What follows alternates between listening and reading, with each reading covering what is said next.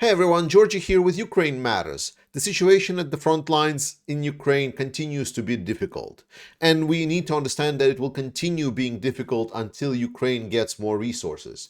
Because right now, we know that Ukraine is struggling for resources, and Russia exploiting it really. I don't want to say well, because Russia does spend a lot of resources, but they do have more than what Ukraine has, and this leads to Ukraine slowly but surely leaving positions, withdrawing. First things first, Avdiivka direction. Now, Avdiivka has been there on the front lines for a long time. Now, this situation is becoming really bad. Beforehand, I was explaining to you there are a number of positions that Ukrainians need to hold in order to kind of hold Avdiivka. And I said to you that in general, there is about 5 of them. So I approximately put them on the map right now. And I said that if Russia captures 2 of these positions, then at that moment, Avdiivka is completely untenable. And at that moment, Ukrainian armed forces should withdraw as fast as possible. The situation has been deteriorating for sure. And this position, which is the chemical plant over here, it has not been taken. However, Russians were able to kind of move around it, and they were able to position themselves into the Ukrainian positions north of the city main line, which is this right over here. And Russians, but effectively, by doing that, they undercut this northern part, the chemical plant. It still is a good defensive position. Ukrainians are still controlling, but for the purpose of defending of Avdiivka, of this pocket specifically, it's almost gone. Right now, there's still support enough to keep this pocket open, but I would expect Ukrainians to start withdrawing the positions around Avdiivka relatively soon. So I don't expect that Ukrainians can hold Avdiivka. At least it doesn't look like this. If they will do, I will be really glad. Second problem is happening for Ukrainians around the village of Novomikhailivka. Here, Russians were able to advance both towards the front of the city and also move from the side of the city. And now the reports are coming that also the northern part of Novomikhailivka is being compromised. This is unfortunate because this will mean that Ukrainians will need to leave these positions and withdraw to Konstantinivka, which is already like pretty much the last line of defense. If you will look over here, there is Pobeda, Konstantinivka, and going south, and this highway south is actually a highway towards Vuhledar.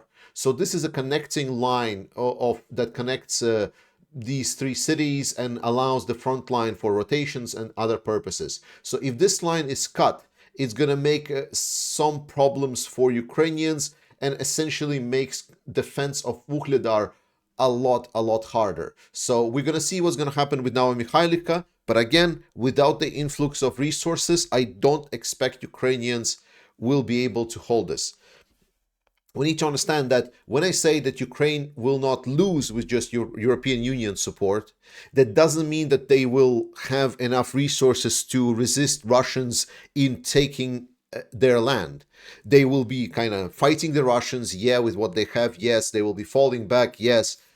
But it's not that they will be able to completely facilitate the status quo. And we're going to talk about more how long this will go on a little bit later. So the situation is hard everywhere.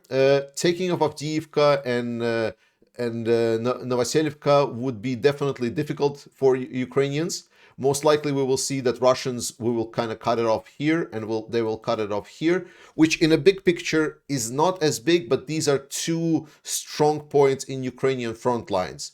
However, again, before we go into the panic mode in everything else, you need to understand that this is a fortification where Ukrainians are fighting Russians.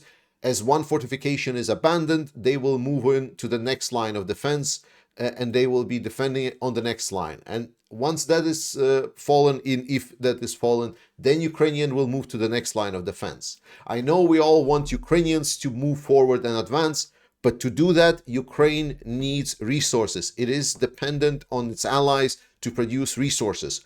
all of the expectations of Ukrainians kicking Russians out, all of the expectations that Ukraine will be able to push Russians back, match them in artillery, destroy them efficiently, it all is based on the idea that the Western allies of Ukraine will act rationally. Right now, we see that there is a lot of irrational actions in self-preservation of the powers, be it within the EU, with Hungary going against pretty much self-interest in a sense, because if Russia captures Ukraine, then, well, I mean, Hungary is going to be bordering Russia. And then either Hungary becomes next Belarus or whatever, and they will destabilize EU, and that will basically lower the any kind of quality of life of the people of Hungary. Because while Hungary is ruled by Orban, it is not a completely autocratic regime there yet. It's a very, very flawed democracy, maybe a semi-autocracy, but there is still certain civil powers that are present in the country. And what I'm saying is that for the people in the country, this outcome would be bad. And I'm not even talking about the other parts of EU where, for example, Josep Borrell already said that we need to be more active in preservation of our interests in Ukraine. We need to stop exporting weapons. We need to start exporting them to Ukraine, which is true.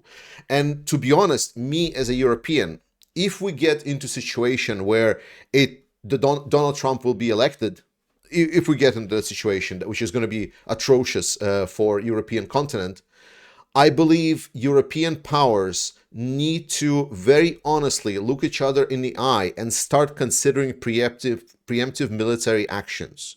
This is my opinion. This is not based on anything. But if this war gets out of Ukraine, we're going to be in trouble. So it is in our interest to, if we're going to conduct any military actions, and this is not to kind of give anything to Ukrainians, but if we are to preserve ourselves and contain this war on specific fronts, then we should consider if we need to support Ukraine in Ukraine. And that's going to be an honest questions that I believe European powers will need to ask each other whether or not they're ready for that. Because otherwise, our soldiers are going to be fighting on our land. And that's not going to be good for anyone. In any case, continuing with the front line. Again, this is a little bit moving forward in timeline, so let's get carried away. Around Bakhmut, very heavy fighting is happening around Klishivka. People that I know from Klishivka are fighting really, really hard. Russians are still trying to push positions, but right now they haven't advanced very far. What is, though, kind of a little bit problematic is this position over here. It's not seen well, but this here, specifically salient of Russians, is right on the hill on which this Chasiv Yar is located. Chasiv Yar is a big hub city, well, big, relatively big for the area, city that is feeding Ukrainian forces. It's a rotation place. It's a place where medical supplies are. It's a hub. It's an important hub. And now Russians are trying to get on that hill where it starts over here to get towards this Chasiv Yar already, not going uphill in this specific case, but go on the same, approximately same height. This is problematic, and Ukrainians know that. And again, I'm expecting Russians to continue advancing. We all need to expect that. Until Ukraine gets resources, this is what we can expect. A little bit of good news is that around Marinka, Ukrainians were able to push Russians out a bit, which is around this Novovodene area. But again, it's all very, very minimal. Then there is also reports about Russians trying to attack against Sinkivka. But again, this is where we've seen everything beforehand, and I'm just reporting so you know that these attacks are happening. Ukraine is defending. Things are difficult. Ukraine still has resources, but they're scarce. They're waiting for allies. European Union has already claimed that the first tranches of aid that they finally approved for Ukraine will be starting to come into Ukraine around March, which is great. So we're looking forward to this. And I hope the deal that Czech Republic has found on procuring 450,000 155 artillery shells for Ukraine will actually go through, and Ukraine will get their artillery supplies. The same kind of goes through for whether or not the US will be able to deliver resources to Ukraine. The Senate is really trying hard. After the Republicans in Senate failed the border bill that is also included the support for Ukraine, it was a little bit wild because what happened was that Democrats wanted to pass the security assistance bill to Ukraine. Then the war in Israel started, and then because there was this idea of like who should we support, Israel or Ukraine, the idea came that they should package both help for Israel and Ukraine, and also Taiwan kind of came into there. And then they were thinking about passing it, but then the whole problem with Republican Party about who is the Speaker of the House, and it's happened last year around October, November. And then they finally started pushing with the new speaker the idea that we cannot secure someone else's border before we secure our border, which led to the multi-month discussion on Ukraine assistance, Israel assistance, Taiwan assistance bill that would be packaged together with the US border security bill. Once the negotiations were done, Donald Trump used his influence in the party to scare the Republicans shitless, and Republicans failed this bill. And instead, they've decoupled the bill that they requested themselves to be passed as a border bill because it didn't apply to their fantasy border desires. And then they've basically now are passing just the bill for Ukraine, Israel, and Taiwan. And the best part is, or probably the worst part, like I'm kind of hysterically laughing already, is that now Donald Trump saying no help for Ukraine. Because I'm saying no help for Ukraine while this package is full. It's because there was recently proposed a help for Israel, and it was blocked by Democrats in the House, and Donald Trump said nothing. But now, as the finally help for Ukraine is becoming on the table, it suddenly now is getting blocked, and Donald Trump finds a voice that we should not help any other country. That is absolutely, absolutely incredibly inhumane.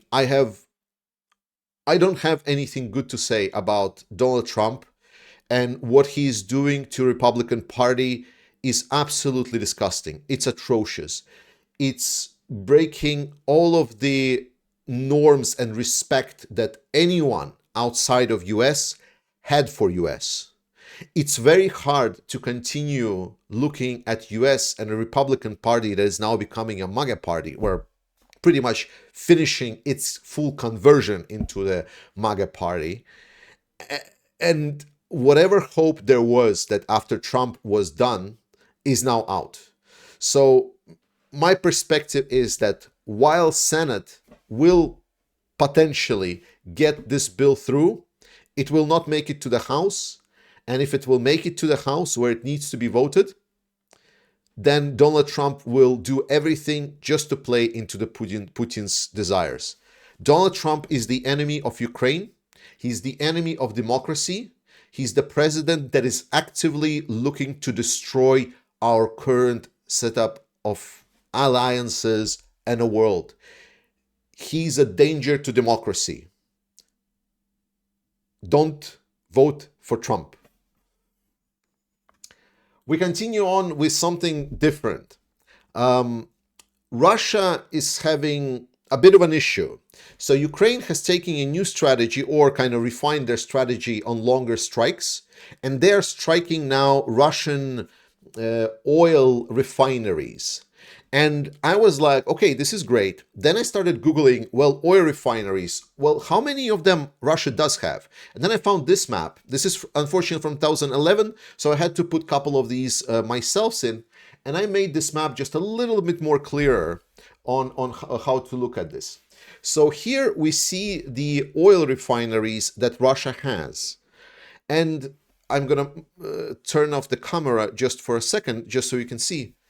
So this here map shows where Russia has their oil refineries. The red triangles are there to represent the more or less Modern refineries or the refineries that are producing high octane fuel. So fuel that can be used by normal cars or other civil vehicles, and generally like really, really relevant fuel.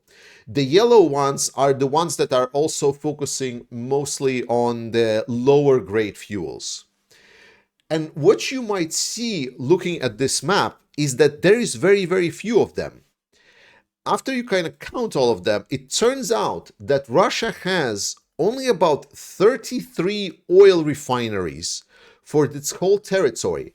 And more importantly, the majority of these oil refineries are actually located on the western part of Russia, closer to Ukraine. And Ukraine has already proven that they can reach this far.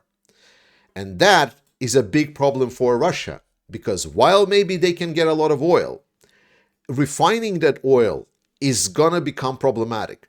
And when I look up like what oil factory might look like, it's very, very difficult to imagine that Ukraine can destroy it all, because one oil factory can take square of kilometers, like many square kilometers. It can be huge fields of industrial buildings in Russia. And the thing is that what Ukraine has been targeting instead is very critical parts of these oil refineries. More specifically, the cracking towers. It's these towers on the right. And these factories, they don't have a lot of them. Some of them have just one, some of them have a couple, but they are very, very few in numbers. And modern ones, Russia does not have the technology for the modern ones. And Ukraine has been specifically targeting these towers. And that is Russian oil refining infrastructure. Russia has little to no chances of repairing or recycling them, because there's only a couple of companies in the world that are creating them to the modern required standards. Everything else is bad. So this will be, if Ukraine can do it, because remember, not a lot of targets. It's relatively common. So if Ukraine can do this, if they can increase their drone fleet, maybe long-range missile fleet, and Germany, like there has been rumors right now that Germany is pushing maybe for allowing Ukraine to strike targets inside of Russia, and if they can strike a lot of these oil refinery cracking towers, that's going to be a huge blow to the Russians' main income margin. But if we're talking about the income margins, then it's relevant to say how good or bad Russia is doing. We got some reports on what's the state of Russian economy, and the Russian economy, and there's a lot of parameters. But to put it shortly for you, most notable thing that we need to be aware of is that Russia has a war chest that it has prepared for this war.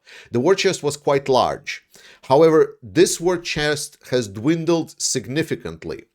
By this point in the war chest, Russia has about 130 billion US dollars, of which only about 55 billion dollars are now in liquid assets.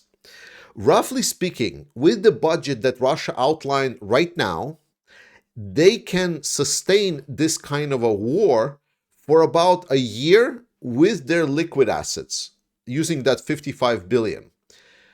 However, if they will go beyond that, they will need to start pulling from the second part, which is non-liquid assets, which will require to sell them and so on. So probably there will be a little bit less of the money because they will need to be selling them with discount. Everyone will know that Russia is in trouble. So what does this bring us to? That means that Russia in general, when we're looking at the war chest, have about at least 2 years of war still before it gets into serious trouble with the economy.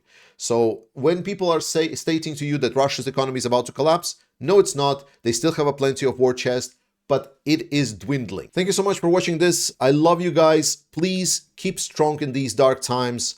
Everything's going to be Ukraine. Slava Ukraini, and I'll see you guys next time.